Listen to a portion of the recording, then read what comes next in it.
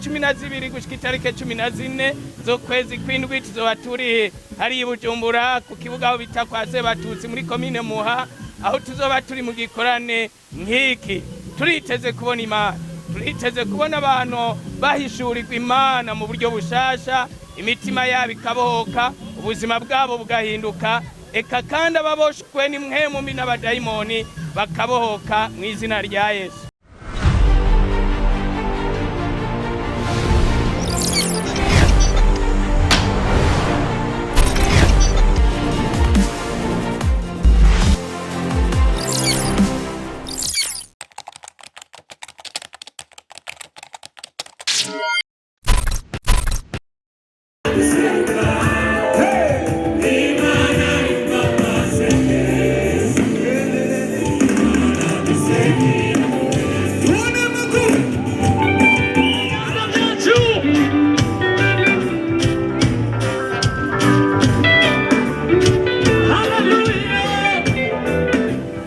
Pastor Jean Bosco Nzisabira, umwungere w'amashengero ya Beloved Church mu Burundi, no munsi ugira gatatu wa cagikorane ari tumaze igihe turiko turababwira kiriko kirabera kuri stade Agasaka Ingozi.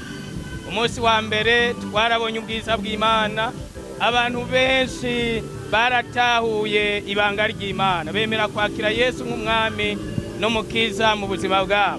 Let me give you just one more minute to keep coming forward. Reka ndabahundi munatumwe abariko baregera bahaguruka mwegere mushike hano imbere. 여기 앞으로 보시죠. 이렇게 더 많은 수많은 사람들이 이렇게 수많은 사람들이 지금 앞에 나와 있습니다. There are so many people in the front right now. hari abantu benshi bagere hano imbere ndababona. Umunsi wa kabiri ibihumbi byinshi byarakiriye igitangaza cy'ingabire y'agakiza. 피로 내 죄를 씻겨 주시옵소서. Jesus, would you wash my sins clean with your blood now? ndakwinginze unyogeshe amaraso yawe. Uyu munsi n'umunsi ugira gatatu turabona ibihumbi by'abantu benshi bomvise abantu buryo bariko baraboka, babonye abantu ukuntu bataha banezerewe, none turabona amabarabara yuzuye abantu baje n'akanyamuneza mu gikorane. Ariko kandi ruhande yo kwakira ingabire y'agakiza warabonye abantu bakira ingwara kwari kwasanyutse. 그래서 이렇게 기부스를 했지만 이 크러치 없이는 움직일 수가 없었어요. So you see how he has a cast here, but he says he cannot move at all without these crutches. yari aravuga ati ntiyari aratambuka atagira izi nkoni. 근데 오늘 뼈에 대한 선포 이후에 움직여봤더니 지금 아tambuka turaba.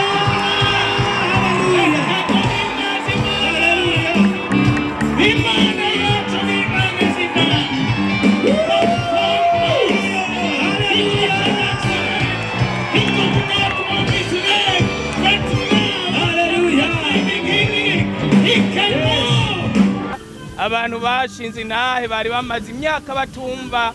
naragiye ku ivuriro biranga amanyene baca bandunga ikino amanyene niho bariko baramvura. ego ejo nabarasengeye ndibaza mwarambonye hajya imbere.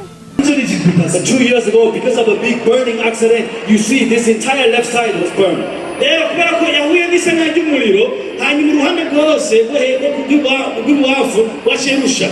그 이후로 이 팔이 완전히 이렇게 올라가서 굳어버렸어요. But after that, his arm was completely constricted and stuck like this. He could not move it. ukuboko kwiwe kwari kwose ari kwamaze guherayo ntiyashobora kugira iki kugukurayo. urumva ndabye hejuru naca njana n'umunwa nkamera mugobo nogira ukuboko nako urabona ndakugorora kandi kwari kumeze nk'uko ndakugoroye wacumenga inyama yotabuka mugobo uraba. Imana mushobora byose yanyujije hamwe nyene namwe mwaje kudusengera abagwayi. ego bakumva batavuga bakavuga, abatabona bakabona. umugabo yaramaze imyaka 4 adashobora gutambuka adafise inkoni kandi umugongo wiwe ngo wama ufise uburibwe yaragerageje gufata imiti ntiyashobora gukira ariko uyu munsi twamaze gusenga Imana yamaze kumubohora arashobora gutambuka.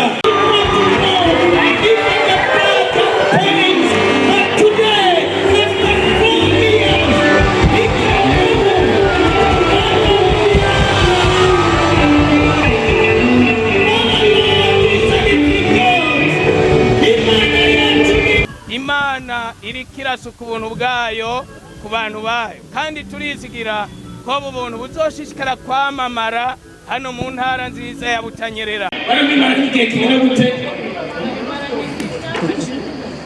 Aramaze imyaka 15 ari muri ubwo buzima ariko nyuma yo gusengerwa ubu yabohotse n'amaso arabona. Imana yacu icyubahiro.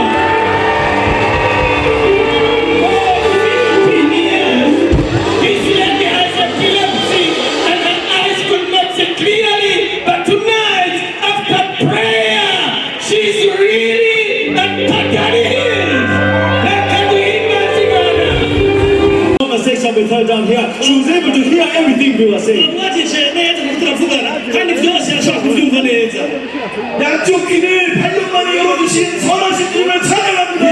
like the God who opened her ears in 8 years.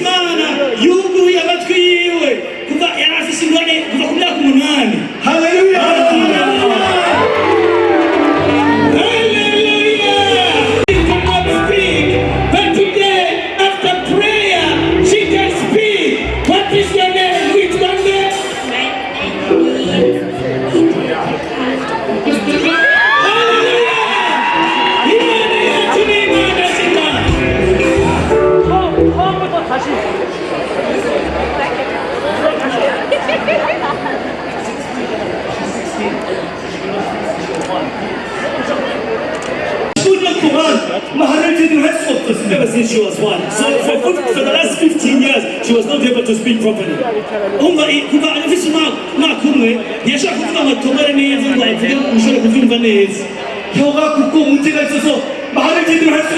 tongue was stiffened, and because there was a problem, we want to hear her one more time.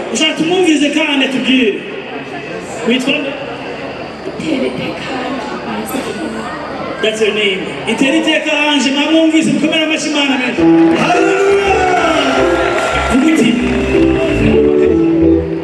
Yes, we are need to take a dinner. Jesus has healed me.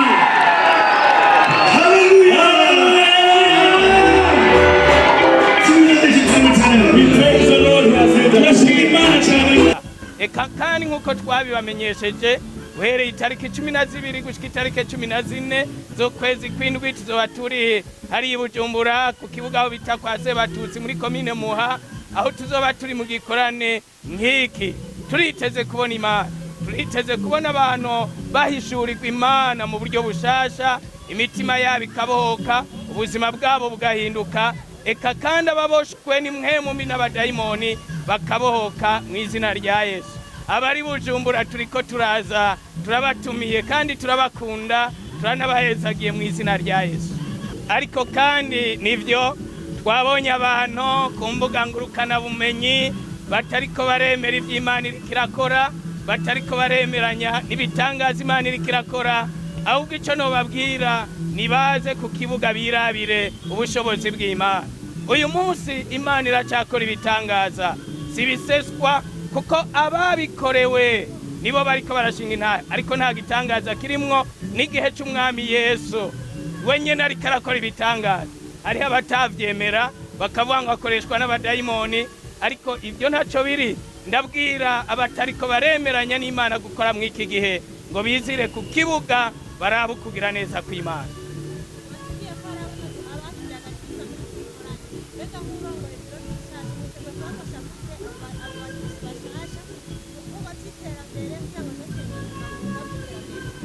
Hariho uburyo bwashizweho bwo gukurikirana abantu bariko barakizwa muri ibi bikorane.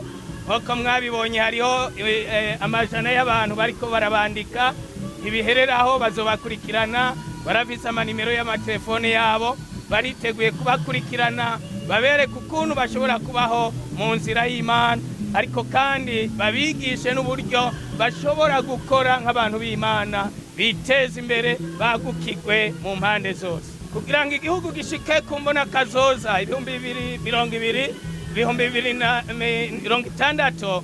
Ijambo ry'Imana ni ntibukuka, kubera ko naho wogira gute ariko imitima y'abantu ikaba idasukuye neza, ibikorwa byose baba bariko barakora bakora ibikorwa byiza bonyene bakavyonona, kubera ko ivyiyumviro n'imitima bitaba bigororokeye Imana.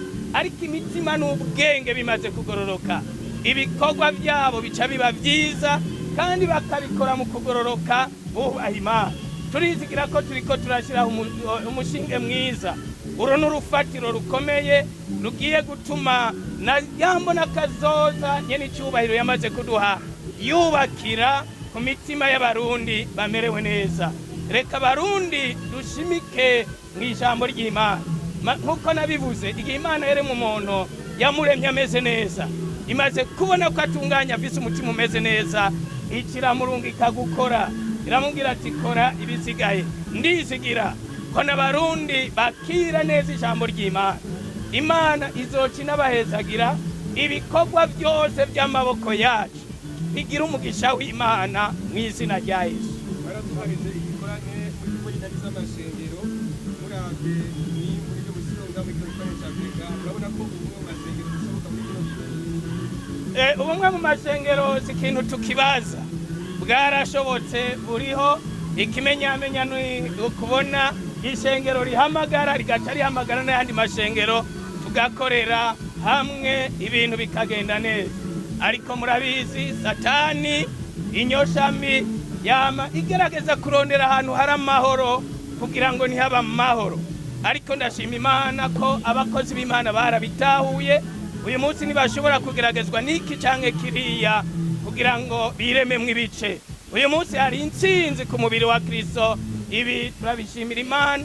Imana ihezagira abanyengozi utanyerera, Imana ihezagira ishengero ry'i Burundi, kandi ndizigira nakekeranya ko rigiye kugira uruhara rukomeye mu kunwanisha abarundi, kuko ryamaze kumenya ibanga ryo kuja hamwe no kubakana nk'abana b'Imana. Ndizigira si rya mbere babikoze gutya, ubu bumwe nkani Ngozi si rya mbere bakoze ibikorane, ahubwo baramaze gushiraho umushinge. Ariko dushishikare tubatera kamo, iyi ntambuko batanguye Satani ntaza yibanyage, bayibandanye bayikoreshe mbere babimboneza no mu bindi bice by'ubuzima bw'igihugu. Ubu bumwe bwabo bukwiragire mu miryango, bukwiragire mu nzego z'igihugu, bukwiragira impande zose, gutyo tuzobona Imana ihezagira Uburundi. Baje kwitabira igikorane kidasanzwe kiko kirabera hano mu ntara ya Ngozi. Igikorane cyatanguye ku munsi wa gatanu, nico twajemo, nico twitabiriye, kandi turiko tubona umugisha w'Imana mu buryo budasanzwe. Majina yangu naitwa Aniseti Butati. Itwa Aniseti Butati, mwimbaji wa nyimbo za Injili, umuririmbyi w'indirimbo z'ubutumwa bwiza.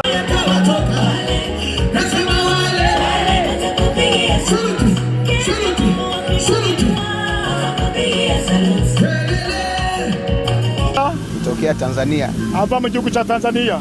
Naishi Dar es Salaam. Aba Dar es Salaam. Nimezaliwa Kigoma. Yavuki Kigoma. Wazazi wangu wanaishi Kigoma. Abavyeyi biwe bakaba baba Kigoma. Nimefurahi kupata mwaliko huu wa mkutano huu. Nanezerewe no kuronka ubutumire bw'iki gikorane, kwa kuwa ni mara yangu ya kwanza kufika Burundi. Kubera nibwo bwa mbere sice mu gihugu ciza cyo Burundi. Nimefurahi sana na nimejisikia vizuri. Ndanezerewe kandi nisanze numva nguwe neza cyane. Amen. Amen.